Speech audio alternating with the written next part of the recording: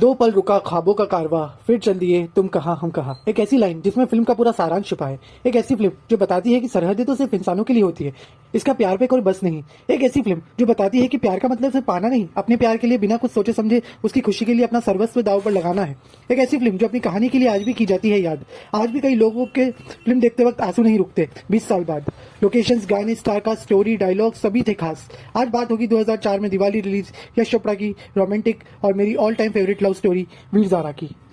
Great singer Madan Mohan ji ने कैसे मरने के बाद इस फिल्म का म्यूजिक दिया, शाहरुख ने क्यों ऐश को मूवी से आउट किया, फिल्म के रिलीज से पहले क्यों यश चोपड़ा घबराए।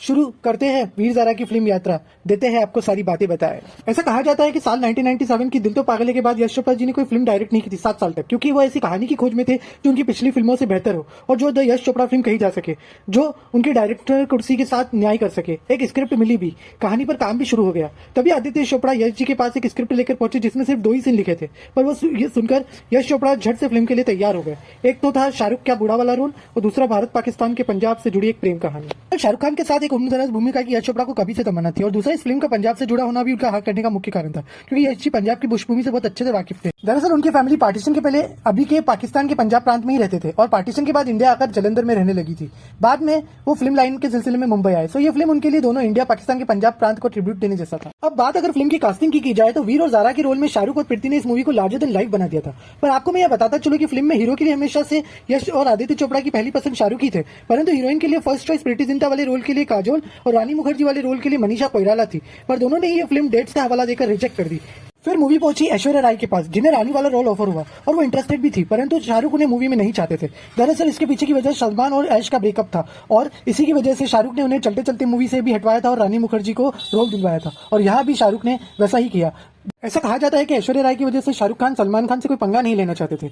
इस तरह से रानी मुखर्जी की मूवी में एंट्री हुई और दूसरी तरफ ज़ारा के रोल के लिए प्रीति जिंटा को फाइनल कर लिया गया। मूवी की कास्टिंग की बात और अमिताभ बच्चन और हेमा मालिनी की बात ना हो तो बात ही अधूरी रह जाएगी। दोनों का मूवी में बहुत छोटा लेकिन इंपॉर्टेंट रोल था, लेकिन आपको बताता चलूं कि ये रोल अमिताभ बच्चन को ध्यान में रखकर नहीं, धर्म जी और हेमा जी की जोड़ी को ध्यान में रखकर लिखा गया था। लेकिन धर्म जी यश चोपड़ा के साथ डर फिल्म के सनी देओल के किस्से के बाद काम नहीं करना चाहते थे, लेकिन उन्होंने हेमा मालिनी को काम करने से नहीं रोका। वही दूसरी और मनोज वाजपेयी वाले रोल के लिए भी पहले अजय देवगन को अप्रोच किया गया था, लेकिन काजोल के साथ साथ अजय देवगन ने भी ये फिल्म करने से मना कर दिया था। इसी तरह से ये रोल मनोज वाजपेयी के पास पहुंचा।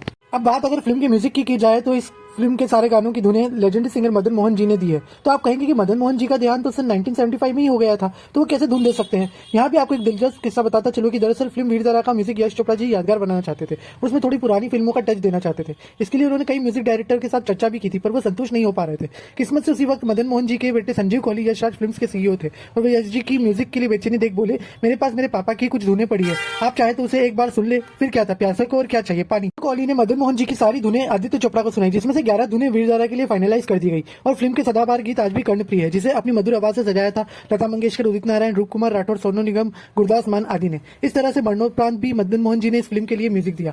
किसी ने सही कहा है, आर्टिस्ट को उसका आर्ट हमेशा जिंदा रखता है। अब बात अगर फिल्म के टाइटल की जाए तो मैं आपको बताता चलूं कि इस फिल्म का नाम पहले शहीद मोहब्बत फाइनल हुआ था, पर फिल्म की कास्ट एंड क्रू को ये नाम थोड़ा कम ही जच रहा था, क्योंकि ये कोई रियल स्टोरी तो थी नहीं। बाद में इसका टाइटल ये कहाँ आ गए हम किया गया, जिस पर फिल्म का एक सॉन्ग भी। पर फिर यश जी ने फिल्म के लीड कैरेक्टर वीर और ज़ारा के नाम को मिलाकर टाइटल वीर ज़ारा रखा, जो सबको बेहद ही पसंद आया। यहाँ आपको आगे बताता चलूं कि फिल्म की एडिटिंग के वक्त यश जी ने जब ये फिल्म देखी तो उन्हें शाहरुख का काम इतना पसंद आया कि उन्होंने शाहरुख को एडिटिंग के बीच में ही सहर्ष फोन करके सिर्फ इतना कहा कि Shahrukh, you are amazing, you are the best.